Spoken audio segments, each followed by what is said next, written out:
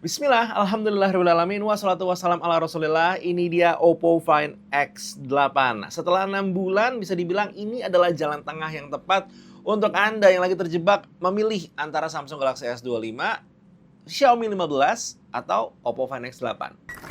Saya jelasin. Novotech Review. Novotech Review di sini, dan Oppo Find X8 ini udah dipegang selama 6 bulan. Bisa dibilang dia ini posisinya tidak manteng di atas ya, tergantikan dengan flagship lain, dengan mid-range lain. Tapi memang cukup sulit untuk tidak kembali ke handphone yang satu ini lagi-lagi untuk penggunaan hari-hari. Karena ada beberapa alasan, yaitu masalah form factor, masalah baterai, masalah performa, dan juga masalah kamera. Untuk urusan baterai, handphone ini masuk dalam kategori luar biasa. Data yang saya punya untuk penggunaan full Wi-Fi, saya bisa mendapatkan screen on time itu 7 jam 22 menit dengan total standby time ada di angka 1 hari lewat 4 jam. Dengan sisa baterai 30%.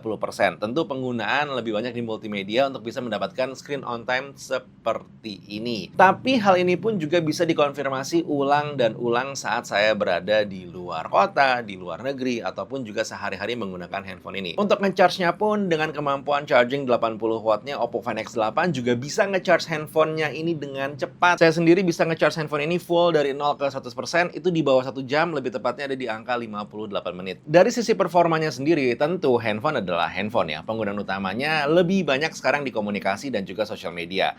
Untuk hal itu, handphone ini tidak ada masalah sama sekali. Untuk dipakai ngetik, haptic feedbacknya udah enak karena masuk dalam kategori flagship. Berikutnya, untuk dipakai swiping juga dengan refresh rate sampai 120 Hz, rasanya smooth dan ya nikmat dilihat. Animasinya juga smooth-smooth aja. Untuk masalah ngedit video, handphone ini juga sudah oke karena performanya di atas ya, menggunakan Dimensity 9400 berpadu dengan RAM 16 GB dan juga storage 512 GB. Untuk mengedit video benchmarking yang biasa saya gunakan, 10-bit 422, lock, diwarnain, dipotong-potong, playbacknya ini aman, swiping juga aman, dan render time-nya video 1 menit ini bisa diselesaikan dalam waktu 20 detikan saja. Iya, bisa dibilang total creation tools hadir di handphone ini, termasuk di bagian kameranya. Dengan spesifikasi 50 megapiksel main kamera, 50 megapiksel ultra wide angle kamera, dan juga 50 megapiksel telekamera. Gak ketinggalan 32 megapiksel untuk kamera depannya. Oppo Find X8 ini bisa dibilang udah lengkap untuk handphone compact tanda kutip dari sisi pengambilan gambar ya. Secara hasil sih bisa dibilang foto-fotonya tidak netral memang, karena sudah ada pengolahan yang warnanya khas banget, Hasselblad, tapi bisa dibilang pun tidak semata kalau lo menggunakan Xiaomi 15 dengan Leica-nya. Dan tidak senetral Samsung S25 juga, jadi bener-bener ada di pertengahan. Kalau pengen mendapatkan hasil-hasil yang warnanya lebih bermain, tinggal menggunakan filter-filter aja yang ada di handphone ini, dan ya lo bisa mendapatkan satu buah scene yang sama, tapi dengan hasil yang berbeda. Tentu untuk hasil-hasil foto secara general, dari sisi dynamic range, dari sisi hasil ketajaman, dan segala macam, handphone ini bisa dikategorikan cakep ya, mengingat juga udah flagship pula gitu kan. Jadi tidak heran. Satu hal yang juga menyenangkan adalah untuk satu buah compact phone tanda kutip Oppo Find X8 ini bisa dibilang memiliki kamera tele yang paling tepat lah untuk penggunaan telenya dibandingkan dengan S25 dan juga Xiaomi 15. Tapi tentu dari sisi kamera bukan tanpa celah ya, karena Oppo Find X8 ini malah memiliki hal yang saya pertanyakan di bagian aplikasi kamera untuk perekaman video. Terjebak gitu antara menggunakan mode auto di video atau menggunakan mode master yang secara resolusi tidak bisa di-set.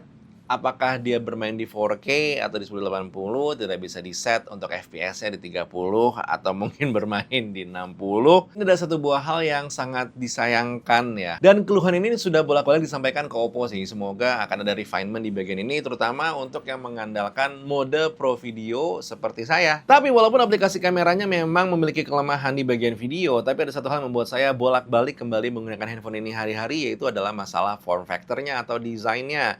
Handphone ini walaupun tidak yang paling compact di kelasannya, tapi 6,59 inci cukup lah untuk layarnya, berpadu dengan ColorOS yang juga bisa dibilang ini cakep deh. Semisal kita lagi dalam posisi home screen, harus di home screen dan bukan di app drawer ya.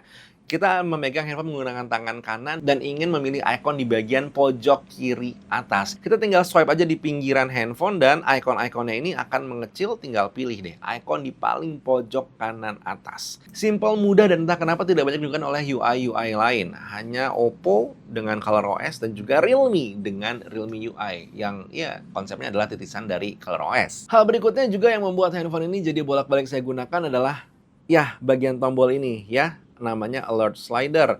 Mengubah mode dering, silent, dan juga vibrate itu jadi sangat-sangat simple dibandingkan dengan kita harus masuk notification atau control center, terus pilih klik, klik, klik, klik, klik. Yang ini tinggal digeser-geser aja. Dan juga mungkin dari masalah bentuk fisiknya ya, karena dia mirip banget dengan iPhone, jadi ya ada semacam sense nostalgia yang saya rasakan. Mungkin follow up pertanyaannya adalah kenapa sih Vic tidak memilih menggunakan varian yang lebih besarnya, yaitu yang varian Pro-nya yang lebih power dengan kameranya juga lebih baik? Ya jawabannya adalah simple, karena form factor dari handphone yang ini itu tidak senikmat yang ini. Walaupun memang bisa dibilang secara powernya dia lebih terasa terutama di bagian kamera ya. Karena ada ekstra 50 megapiksel telekamera 6 times yang dimana ya secara hasil tentu akan lebih baik dibandingkan dengan Oppo Find X8. Tapi ya kembali lagi, kalau misalkan form factor dan rasa di tangan menjadi penilaian yang sangat penting, yang ini jadi lebih menarik dibandingkan yang ini. Walaupun yang ini juga ya sama bagusnya, bahkan mungkin lebih powerful di bagian kameranya. Nah tentu pertanyaan akhirnya adalah setelah 6 bulan apakah Oppo Find X8 ini masih worth it dibeli? Masih, dengan catatan. Yang pertama, tidak keberatan kalau misalkan penerusnya itu hadir 6 bulan lagi. Yang kedua, masih worth it kalau misalkan bisa menemukan harga yang cukup menggoda ya. Secondnya sih ada di varian 9 jutaan. Tapi kalau misalkan Anda nggak nyaman nih membeli handphone bekas, nggak ada salahnya ceki-ceki harga barunya. Ada di sekitaran 12 jutaan ya. Tapi memang menunggu sampai menemukan promo yang tepat di angka 11 jutaan sepertinya akan lebih menarik lagi. Dan itu dia, Oppo Find X8. Menurut Anda sendiri gimana? Masih tertarik dengan handphone ini? Tulis di kolom komentar, kita diskusi. Untuk sekarang Taufik udah undur diri. Assalamualaikum warahmatullahi wabarakatuh. Bye.